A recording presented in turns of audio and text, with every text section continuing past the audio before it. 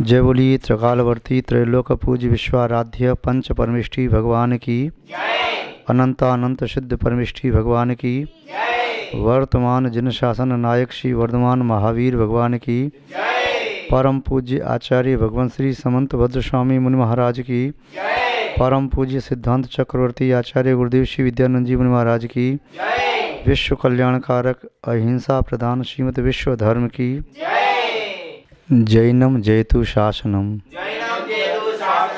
विश्व कल्याणकारकम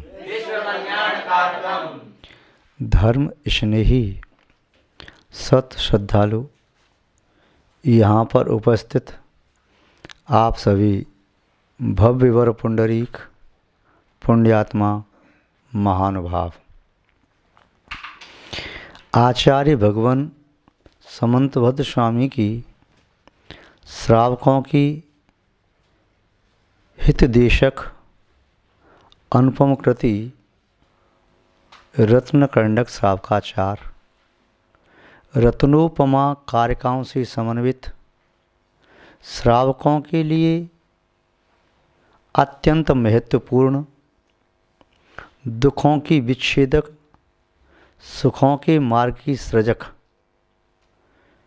यदि इस कृति के शब्दों को जीवन में धारण करता हुआ इसे आचरण में लाए तब श्रावक भी परंपरा से मुक्ति का पथिक बन जाए। ये एक सहारा है, उजाला है। हर सहारा वे अमल के वास्ते बेकार है, अगर आँख ही खोले नहीं तो कोई उजाला क्या करे। यदि इन कारिकाओं को अपने जीवन में अंगीकार करें तब ये कारिका मोक्ष मार्गी बना सकती हैं। नहीं अंगीकार करें तो इनको कंठ में धारण करने से कुछ समय के लिए कंठ की खुजलाहट तो दूर हो सकती है, किंतु आत्महित की संप्राप्ति नहीं हो सकती। इन्हें कंठस्थ करके किसी विद्वान से बहस की जा सकती है, किसी भद्र प्रणामी साधर्मी का अपमान तिरस्कार किया जा सकता है, किंतु इसे आचरण में ला करके अपनी आत्मा का हित किया जाना संभव है। इन आचार्य भगवान समंतभद्र स्वामी के ये कारिका रूपी रत्न आत्मा को निर्मल बनाने के लिए हैं। आपकी भाषा में कहें ये सावन की वट्टियाँ हैं। इनको अपनी आत्मा पर रगड़ें तो आत्मा का मेल दूर हो। जैसे सावन की वट्टी कपड़ों पर रगड़ें तो कपड़ों का मेल दूर होता है, ये सावन की वट्टी किसी के सिर में मारने के लिए नहीं है, फेंकने के लिए नहीं है, लड़ने झगड़ने के लिए नहीं है। ऐसी ये कारिकाएँ अहंकार का पोषण करने के लिए नहीं है, किसी का तिरस्कार करने के लिए नहीं है। ये कारिकाएँ रत्न की तरह से अपनी आत्मा को प्रकाशित करने के लिए हैं। ये कारिका नहीं, ये ज्ञान की शलाकाएँ हैं। इन रत्नकंडक श्रावकाचार रूपी दिया सलाई में रखी हुई रत्न रूपी कड़िका काणी शलाका जैसे सलाई पर दिया सलाई पर रगड़ने से ज्योति प्रज्वलित होती है, ऐसे इन कारिकाओं को आत्मा पर रगड़ें तो आत्मा में ज्ञान की ज्योति प्रकट हो जाए। आत्मा में सम्यक्त निर्मल बने, सुदृढ़ बने, चारित्र में निर्मलता आए और संसार शरीर भोगों से विरक्ति होने लगे। आत्मा का वैभव दृष्टिगोचर हो, अनुभव गम्य हो, अनुमान गम्य हो और स्वतः ही आनंद के स्रोत फूट पड़ें। विगत दिवस कारिका नंबर 13 को देखा था, जिसमें आचार्य महोदय ने निर्विचिकित्सा अंग के संबंध में चर्चा की थी। गिलानी नहीं करना, संसार के जिस पदार्थ का, जिस वस्तु का जैसा स्वभाव है वैसा है, उसमें किसी से रति भी मत करो और द्वेष भी मत करो। स्वभाव को जानो और अपने स्वभाव को भी जानो, पहचानो और उस शुद्ध स्वभाव को प्राप्त करने का पुरुषार्थ करो। यदि मिर्ची कड़वी है, चरपरी है तो है, नीम कड़वी है तो है। अब चरपरी मिर्ची का स्वभाव उसका वैसा ही है, अब उससे द्वेष क्यों करना। उसके इच्छुक भी संसार में हैं। किसी का स्वभाव मीठा है तो मीठा है। ऐसे ही शरीर के स्वभाव को और आत्मा के स्वभाव को जानकर आत्मा के को प्राप्त करने का पुरुषार्थ करो।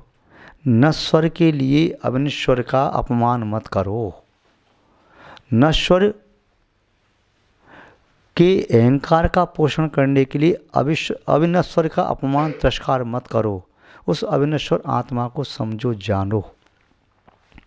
जो नश्वर से दिखाई दे रहा है वह तुम्हारा नहीं है, तुम्हारा तो वह है जो अविनश्वर देखने वाला है।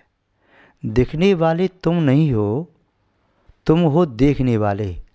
जो देखने वाला आत्मा है, ज्ञाता दृष्टा, वह तुम हो। मूर्खता का परिचय मत दो।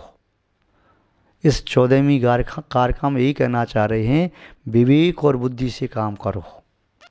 ये कारकाएँ केवल गुनगुनाने के लिए नहीं है, ये कारकाएँ केवल मन रंजायमान करने के लिए नहीं है, ये कारकाएँ आत्मा को निर्मल करने के लिए साधन हैं। जैसे कोई व्यक्ति रोग होने पर औषधि का सेवन यदि मूर्खतापूर्वक कर लेता है तो औषधि कई बार रोग दूर न करके रोग को बढ़ाने वाली भी हो जाती है। कई बार औषधि का सेवन वह अनुपात में न करके, कम ज़्यादा अनुपात में करे, विधिपूर्ण न करके बिना विधि के करे, तो वह औषधि भी हानिकारक हो जाती है। ऐसे ही धर्म के क्षेत्र में मूर्खता का परिचय नहीं देना। किसी वैद्य ने चोट आने पर पैर पर लगाने वाली दवाई दी, लेप दिया और फिर कहा ये हल्दी दूध में डाल करके पी जाना, इससे दर्द कम होगा। उसने उल्टा कर लिया मूर्खता से। जो लेप लगाना था उसको तो घोल के पी गया और हल्दी दूध में डाल करके पीनी थी उसे पैर पे लेप कर लिया। ऐसे ही व्यक्ति धर्म के क्षेत्र में ऐसा करता है कि आत्मा को तो भूल जाता है, शरीर को याद करता है। नश्वर शरीर को पुष्ट करना चाहता है, संतुष्ट करना चाहता है। व्यक्ति की ये मानसिकता है, मैं हष्ट पुष्ट दिखाई दूं, वाह क्या सुंदर लग रही हैं आप तो। शरीर को सुंदर नहीं देखना है, आत्मा को सुंदर बनाना है। शरीर की प्रशंसा मत करो, आत्मा की प्रशंसा करो। और आत्मा प्रशंसनीय है तो शरीर प्रशंसनीय कहा जा सकता है, किंतु आत्मा में मिथ्या दर्शन, मिथ्या ज्ञान, मिथ्या चारित्र है और शरीर चाहे सोने जैसा भी चमकता हो तो किस काम का हो। तो ऐसे ही समझो जैसे स्वर्ण के कलश में जहर भरा हुआ है। स्वर्ण के कलश में भरा हुआ जहर बुद्धिमानों के द्वारा पिया नहीं जाता। उसी तरह से मिथ्या दृष्टि आत्मा की उपासना नहीं की जाती। उपासना रत्नत्रय के फल को जिसने प्राप्त कर लिया है या रत्नत्रय की जो साधना कर रहे हैं उनकी उपासना पूजा अर्चना की जाती है। धर्म बिना विवेक बुद्धि से नहीं किया जा सकता। विवेक लगाना आवश्यक है प्रत्येक क्रिया में। एक क्रिया भी बिना विवेक की हुई तो अविवेक के साथ की गई क्रिया सुखद न होकर के दुखद हो जाती है। एक क्रिया भी अनंत संसार का कारण बन सकती है। एक मिथ्या भाव भी तुम्हें अनंत काल तक संसार में परिवहन करा सकता है। एक मिथ्या वचन का श्रद्धान भी 70 कोड़ा कोड़ी सागर तक घुमाने में समर्थ है। कितना? 70 कोड़ा कोड़ी सागर। ये कल्पकाल होता है। उत्सर्पणी और अवसर्पणी कितने समय के होते हैं? 10 कोड़ा कोड़ी सागर का अवसर्पणी, 10 कोड़ा कोड़ी सागर का उत्सर्पणी। कितने का हुआ पूरा कल्पकाल? 6 काल उत्सर्पणी के, 6 अवसर्पणी के, 12 कालों का पूरा समय कितना है? 20 कोड़ा कोड़ी सागर। किंतु मिथ्यात्व का बंध कितना हो सकता है? 70 कोड़ा कोड़ी सागर। यानी 20 कोड़ा कोड़ी सागर से भी 3.5 गुना ज़्यादा। इतने काल तक जीव कहाँ रहेगा? फिर कहाँ भ्रमण करेगा? निगोद में। क्योंकि व्यवहार राशि का काल तो इस जीव का मात्र 2000 सागर है, कुछ अधिक। कितना? 2000 सागर।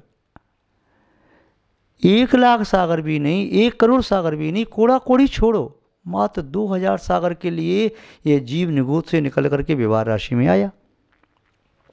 इतनी में अपना कल्याण कर लिया तो ठीक है, नहीं तो फिर इतर नुगुद में पहुंच गया।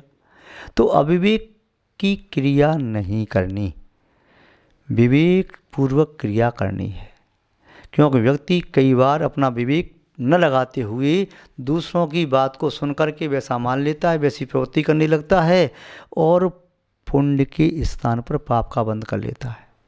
कभी भगवान की निंदा कर ली, अपमान कर दिया, अभिनय कर दी, शास्त्र की अभिनय कर दी, शास्त्र का अपमान कर दिया, तिरस्कार कर दिया, उपहास कर दिया। कभी मुनि महाराज त्यागी वृत्ति की निंदा, अपमान, अवहेलना कर दी, पाप का बंध कर लिया, मिथ्यात्वादी का बंध कर लिया। अब ये मत सोचो कि मैंने तो इसलिए कह दिया, जैसे उसने कह दिया तो मैंने कह दिया। भैया तुमने यदि भाव खराब किया है, किसी के भी निमित्त से किया हो, कर्म का बंध तो तुम्हें हुआ है, भोगना तो तुम्हें पड़ेगा। इसलिए अपनी क्रियाओं को संभालो, अपने वचनों को संभालो और अपने मन को संभालो। इनको संभाले बिना तुम्हारी आत्मा न संभलेगी, ये संभालना बहुत ज़रूरी है। आचार्य महोदय यही भाव कहना चाहते हैं कि आपको मूर्खता का परिचय नहीं देना। मूर्ख कौन होता है? तो मूर्ख की परिभाषा ऐसे समझें, वह मूर्ख है जो मूर्ख, जो मूल को खा जाए। मूल माने बीज, जड़। जो बीज को खा लेगा तो फिर आगे खेती कैसे करेगा? किसान बीज को खा जाए तो खेती न कर पाएगा। आप पढ़ते वैराग भावना में, बीज राख फल भोग भी, ज्यों किसान जगमाए, त्यों चक्री नप सुख करे, धर्म विचारे नाय। चक्रवर्ती उत्तम उत्तम भोगों को भोगता है, 10 प्रकार के देवोपनीत जैसे भोगों को भोगता है, सुदीर्घ काल तक भोगता है, किंतु पुण्य छोड़ता नहीं। बाद में वैराग से दीक्षा भी लेते हैं जो चक्रवर्ती, वे स्वर्ग और मोक्ष को प्राप्त करते हैं। जो पुण्य को भोग लेते हैं तो बीज को भोगने की तरह से पुण्य को भोग लिया, पाप का बंध करके नरक में भी चले जाते हैं। तो जो व्यक्ति पूर्व के पुण्य को आज फल मिल रहा है उसे भोग ले, आगे पुण्य नहीं करे तो मूर्ख है, उसने मूल को ही खा लिया। तो मूर्खता का परिचय नहीं देना। धर्म के क्षेत्र में आचार्य महोदय कह रहे हैं, अमूढ़ दृष्टि अंग का स्वरूप क्या है, उन्हीं के शब्दों में सुने। का पथे पथि दुखानाम, का पथस्ते पिशम्मति, असंप्रक्तिरनुत कीर्ति, रमूढ़ा दृष्ट रुच्यते। आचार्य महोदय ने कहा, का पथे, कुत्सित पथ इति का पथा, जो खोटा मार्ग है। खोटा मार्ग कौन सा होता है? बुराइयों का मार्ग, पाप का मार्ग, इंद्रिय विषय सेवन का मार्ग, संसार परिभ्रमण का मार्ग, दुर्गति दुरावस्था दुख का मार्ग, वह खोटा मार्ग है। का पथे, पथि दुखा नाम, दुखों से युक्त, दुखों का जो हेतु है, दुखों का कारण है, ऐसे खोटे मार्ग में। का पथस्तेप, जो खोटे मार्ग में स्थित कोई कुपथिक है, जो उसमें ठहरा हुआ है, स्थिर है, चल रहा है। किस में चल रहा है? खोटे मार्ग में चल रहा है।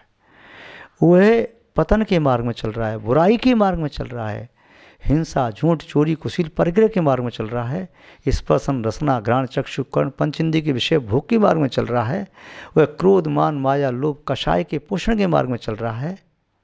आप देख रहे हैं कि यह संसार मार्गी है, आप देख रही हैं वह मिथ्यात्व का पोषण कर रहा है, मिथ्या दृष्टि है, वह जिनवाणी के वचन को नहीं मान रहा, वीतरागी भगवान के प्रति श्रद्धा नहीं है, अपने आप को ही भगवान जैसा मानता है। 4 शास्त्रों का स्वाध्याय क्या कर लिया, बस फिर तो मुनियों की निंदा करना प्रारंभ कर दिया, शास्त्र की निंदा करना प्रारंभ कर दिया, भगवान की निंदा प्रारंभ कर दिया। तो जो व्यक्ति खोटे मार्ग में चल रहा है, जो दुखों का मार्ग है, मिथ्यात्व का, अज्ञान का, असंयम का मार्ग है, जो कोई विद्वान 4 शास्त्र पढ़ करके मुनियों की निंदा कर रहा है, आपको बड़ा आनंद आ रहा है, रात भर निकल गई चर्चा करते करते, नींद नहीं आ रही, किंतु माला फेरने बैठे तो 5 मिनट में झोंकाने लगे, जिनवाणी सुनने बैठे तो झोंकाने लगे। समझो पाप का आसव हो रहा है तुम्हारा, कि जो आपको निंदा में आनंद आ रहा है। इसलिए विद्वान लोग कहते हैं, मनुष्यों ने लिखा है कि निंदा 8वां व्यसन है जो 7 व्यसनों का पाप है। यथार्थ परमार्थ धर्म की, परमार्थ भूत देव शास्त्र गुरु की निंदा नहीं करूँगा, किसी साधर्मी की निंदा नहीं करूँगा। जैन दर्शन में तो कभी किसी की निंदा करना कहा ही नहीं। फिर किसी धर्म के तत्व की निंदा करना, जो 3 तत्व हैं, धर्म के मूलभूत आधार हैं, सम्यक दर्शन, सम्यक ज्ञान, सम्यचार्थ के कारण हैं, उनकी निंदा मैं करता नहीं, सुन लेता हूँ। कोई कहता है तो सुनने वाला भी उतना ही पापी होता है जो करने वाला होता है। जैन दर्शन में कृत, कारित, अनुमोदना तीनों का फल दिया है। पुण्य की क्रिया करो, कराओ, अनुमोदना करो तो पुण्य का फल मिलेगा, और पाप की क्रिया करो या कराओ या अनुमोदना करो तो पाप का फल तुम्हें भी भोगना पड़ेगा। आपको ज्ञात है श्रीपाल के जीवनी श्रीकंठ की पर्याय में मुनि महाराज को कोड़ी कह दिया तो कर्म का बंध हुआ, कोड़ी बने। गड्डी में गिरा दिया तो समुद्र में गिराए गए। 700 साथियों ने ताली बजाई, अनुमोदना की, वे 700 भी कोड़ी बने। इसलिए कभी देव शास्त्र की निंदा, अवहेलना, अपमान मत करो। तो जो खोटे मार्ग में स्थित हैं, दुखों के मार्ग में स्थित हैं, ऐसे मिथ्या दृष्टि, मिथ्या ज्ञानी, मिथ्याचार्थ वाले किसी भी व्यक्ति की मन से कोई सम्मति मत दो, वचन से कोई कीर्ति मत गाओ, और शरीर से कोई अनुमोदना मत करो। तो जो व्यक्ति मन से सम्मति नहीं देता, वचन से कीर्ति नहीं गाता, शरीर से अनुमोदना नहीं करता, ऐसा व्यक्ति जो विवेकवान है, सत्य सत्य को जानने वाला है, उसकी दृष्टि ही अमूढ़ रुच्यते, वही अमूढ़ दृष्टि वाला व्यक्ति कहा जाता है। जो विवेक नहीं लगाता तो अमूढ़ दृष्टि वाला नहीं कहा जाता। अब किसको कैसे करना है, ऐसा नहीं है कि आप लोक व्यवहार में विवेक लगाते हो। अंदर पहनने वाले वस्त्रों को कोई बाहर नहीं पहनता। आप शर्ट के अंदर बनियान आदि पहनते हो, कोट आदि ऊपर पहनते हो, और अंदर वाले वस्त्र अंदर पहनते हो। कोई मूर्खता तो नहीं करता कि बनियान को ऊपर पहन ले, कोट को नीचे पहन ले, तो लोग हंसेंगे। तो जो लोक व्यवहार में आप विवेक का परिचय देते हो, तो धर्म के मार्ग में विवेक का सहारा क्यों नहीं लेते?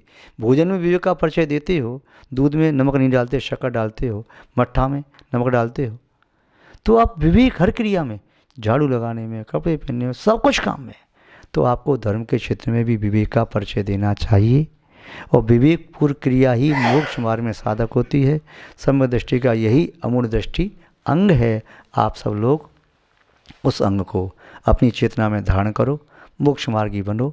इन्हीं सद्भावनाओं के साथ हम अपनी शब्द श्रृंखला को विराम देते हैं। आज बस इतना ही, शेष फिर बाद में कभी। जय बोलिए श्री शांतनाथ भगवान की, परम पूज्य आचार्य गुरुदेव श्री विद्यानंद जी महाराज की, अहिंसामय विश्व धर्म की।